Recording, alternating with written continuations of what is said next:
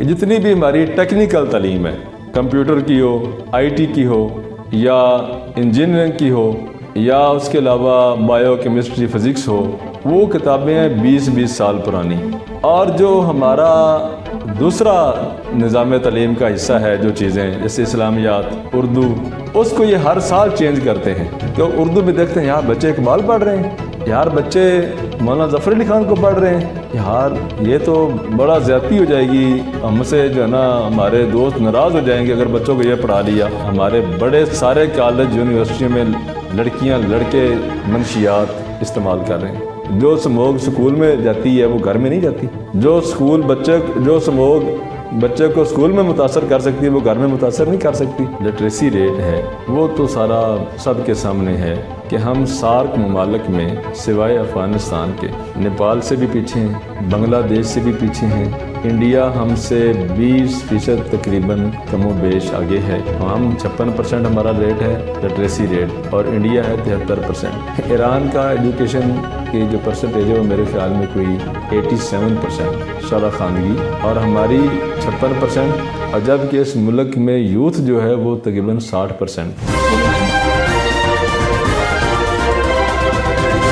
السلام علیکم. پروگرام نے آغاز کے ساتھ میں ہوں حمزہ ہاشمی، اور میرے ساتھ آل پاکستان کسان اتحاد کے بانی اور جنرل سیکرٹری رانا محمد ظفر طاہر صاحب موجود ہیں. رانا صاحب آپ کو پروگرام میں خوش آمدید کہتے ہیں. جی شکریہ. رانا صاحب پچھلے پروگرام میں ہم نے وعدہ کیا تھا کہ عوام کے ساتھ ہم ایجوکیشن پہ پروگرام کریں گے، اور جس طرح ہم پچھلے پروگرام میں انڈیا سے جو ان سے کمپیریزن کر رہے ہیں، اس طرح ایجوکیشن میں ہی کمپیریزن کریں گے. رانا صاحب قومیں ہمیشہ ترقی کرتی ہیں پڑھ لکھ کر، اور ہمارے حکمرانوں نے جس ملک سے ہمیشہ قوم کو مقابلہ کرنے کی بات کی ہے، اس کی اور ہماری تعلیم اور معیار تعلیم میں اور شرح خواندگی میں بہت فرق ہے. کیا اس طرح مقابلہ ہو پائے گا جس طرح قوم کو لے کر جایا جا رہا ہے؟ بسم اللہ الرحمن الرحیم.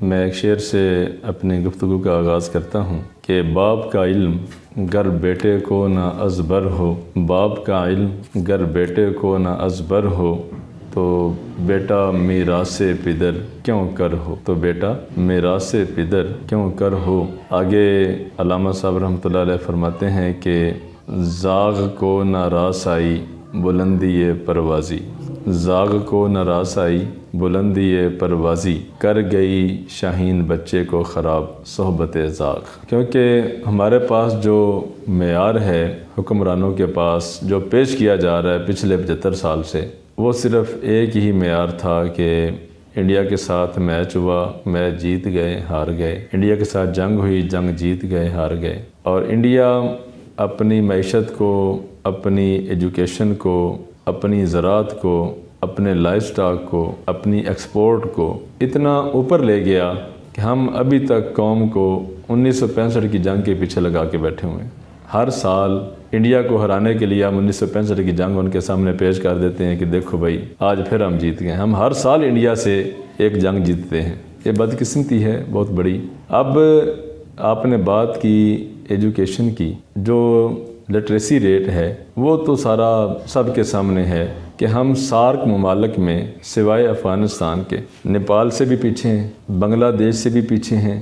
انڈیا ہم سے 20% تقریباً کم و بیش آگے ہے. ہم 56% ہمارا ریٹ ہے لٹریسی ریٹ، اور انڈیا ہے 73%. اور انڈیا کے بعض شہر جیسے دلی، گجرات، اتراکھنڈ وغیرہ اس طرح کے جو شہر ہیں، ان کی ایجوکیشن کی شرح خواندگی جو ہے وہ کم و بیش کوئی 85-86% ہے. ہمارے پاس ایسا شہر کوئی بھی نہیں ہے. اس کے بعد جن کو ہم بڑی حیرت سے کہتے ہیں بنگالی، نیپالی، ایرانی، ایران کا ایجوکیشن کی جو پرسنٹیج ہے وہ میرے خیال میں کوئی 87% شرح خواندگی، اور ہماری 56%، اور جبکہ اس ملک میں یوتھ جو ہے وہ تقریباً 60% نوجوان رکھنے والے ملک کی ایجوکیشن کی جو شرح خواندگی ہے وہ ہے 56%. اور جن کا ہم نام بھی اچھے طریقے سے نہیں لیتے وہ ہم سے ایجوکیشن میں کہیں آگے نکل گئے ہیں. اور ہمارے پاس جو ایجوکیشن کا معیار ہے، اگر وہ میں آپ دوستوں کو بتاؤں، میرے پاکستانی بھائیوں یہ باتیں بڑی کان کھول کے سننے والی ہیں.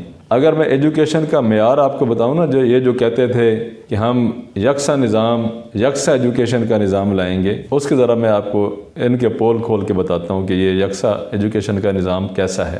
پرائیویٹ اسکولوں میں جب بچے انٹر ہوتے ہیں، بیکن ہاؤس، ایجوکیٹر وغیرہ، لاہور گرامر اسکول اور امریکن گرامر اسکول، جب وہ بچے اسکول جا رہے ہوتے ہیں تو ان کے اسکولوں کے باہر وہاں پر پولیس کھڑی ہوتی ہے بچوں کی پروٹیکشن کے لیے.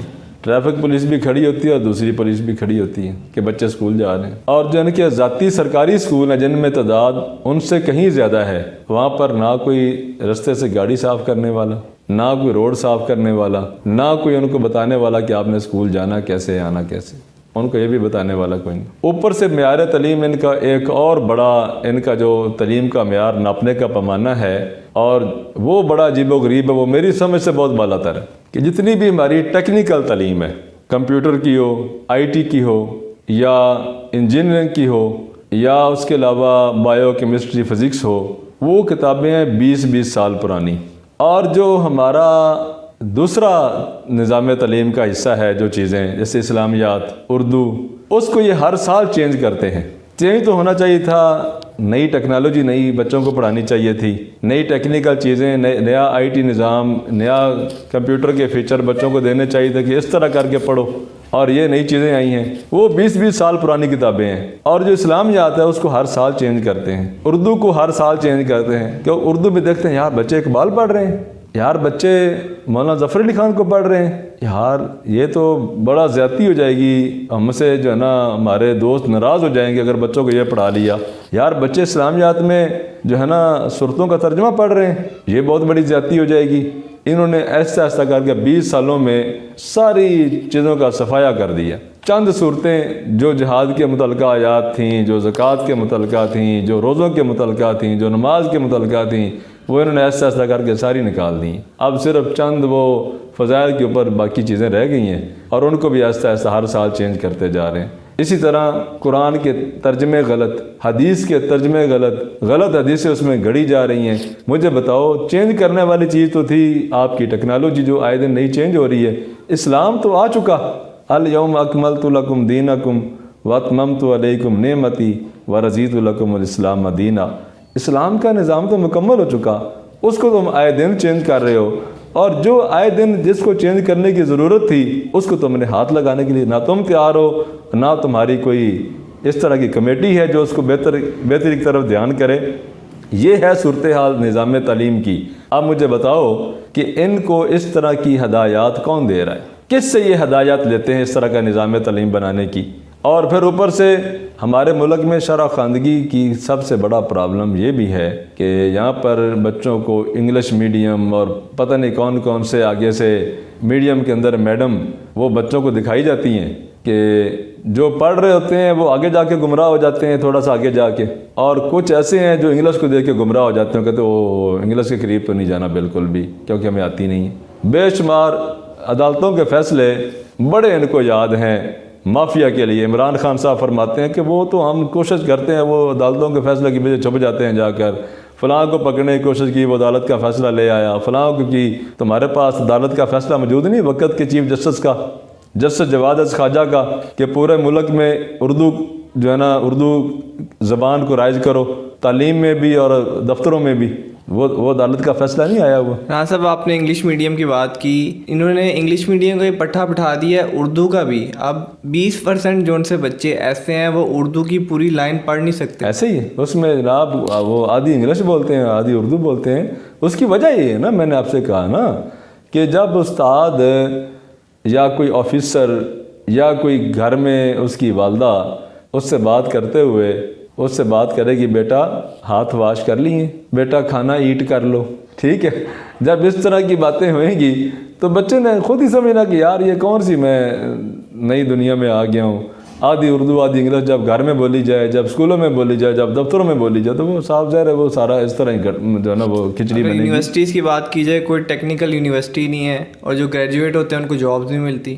میں وہی کہہ رہا ہوں نا جی، جو بچے ذرا اوپر نکل گئے ہیں پرائیویٹ اداروں میں، جس طرح کا نظام تعلیم، جس طرح کا ایک تعلیم کا معیار پیش کیا جا رہا ہے، مجھے بتاؤ ہمارے بڑے سارے کالج یونیورسٹیوں میں لڑکیاں لڑکے منشیات استعمال کر رہے ہیں. لڑکیاں لڑکے میں ایک دفعہ جی بی میں گیا حمزہ میں، تو وہاں پر میرے ایک دوست کا ہوٹل ہے، میں وہاں پر جا کے بیٹھا تو میں دیکھا کہ ہمارے کالجوں کی اور یونیورسٹیوں کی لڑکیاں وہاں پر بیٹھی ہال میں چرس پی رہی ہیں، اور وہ تو چلو وہاں ہی تھا، ادھر ہمارے اپنے اداروں کے اندر، ہاسٹل میں اداروں کے اندر لڑکیاں منشیات، ہیروئن، چرس عام معمول کی بات ہے، اور وہ ٹکا کے بیچ رہی ہے۔ جب اس طرح کا نظام تعلیم ہوگا تو پھر اس میں اس طرح کے ہی رزلٹ آئیں گے، اور جب صرف نظام تعلیم ہوگا ہی کسی سازش کے تحت چلانے کا بندوبست کہ اسلام کو بگانا ہے، پاکستانی معاشرت کو بگانا ہے، پاکستانی نظریے کو بگانا ہے، اور کسی اور کا نظریہ اس میں لانا ہے، تو پھر اس طرح کے حالات ہوئیں گے۔ ابھی آپ دیکھ لیں، یہ اعلان ہو گیا کہ اسموک کی وجہ سے اسکول بند ہو جائیں گے 3 دن۔ مجھے بتاؤ کہ کیا اسموک کا علاج یہی ہے؟ اس حکومت نے خاص طور پر جو علاج پیش کیے ہیں نا، وہ ویسے انتہائی قابل نفرت چیزیں ہیں۔ انہوں نے جو علاج پیش کیا، کہا جی غربت ہے، کہا جی روٹی بند کر دو، روٹی ایک کھاؤ، کہا جی گندم کم ہو رہی ہے، کہا جی 2 کھاتے تھے 1 روٹی کھا لو، غربت بڑھ رہی ہے، آپ فروٹ لینا بند کر دو، معیشت ناپنے کا پیمانہ کہ دیکھو جتنے موٹر سائیکل بیک گئے ہیں، اتنی گاڑیاں بیک گئی ہیں، اتنا پٹرول چل رہا ہے، تو کوئی غربت نہیں ہے، یہ ان کے پیمانے ہیں۔ اب اسموک کا بچوں کا گھر کا بچے دھواں چھوڑ رہے ہیں اسکول جاتے ہوئے، جو تم ان کی وجہ سے تم نے ان کو گھروں میں بند کر دیا۔ جب اس طرح کا معیار ہوگا تعلیم کو بہتر بنانے کا، تو مجھے بتاؤ تعلیم نظر کہاں آئے گی؟ مسئلہ تو یہ تھا کہ اسموک کا حل کیا بچوں کو گھر بٹھانا ہے؟ اسموک کا حل کیا دکانوں کو بند کرنا ہے؟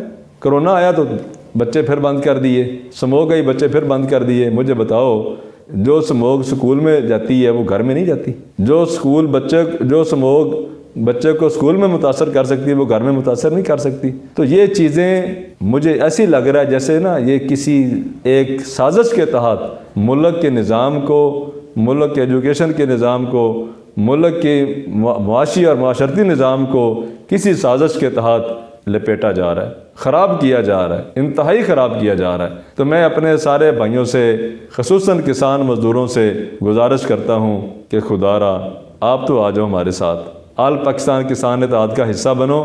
انشاءاللہ ایک ٹائم آئے گا جب آپ لوگ حکمران بنیں گے، آپ کو پتہ ہے کہ اس محلے کے مسائل کیا ہیں، آپ کو پتہ ہے کہ اس پاکستان کے مسائل کیا ہیں، آپ کو پتہ ہے کہ آپ کے بچوں کے مسائل کیا ہیں۔ انشاءاللہ تعالیٰ اس وقت اس ملک میں تبدیلی بھی آئے گی، اور صحیح معنوں میں تبدیلی آئے گی۔ آپ خوشحال ہوئیں گے، یہ ملک خود خوشحال ہوگا۔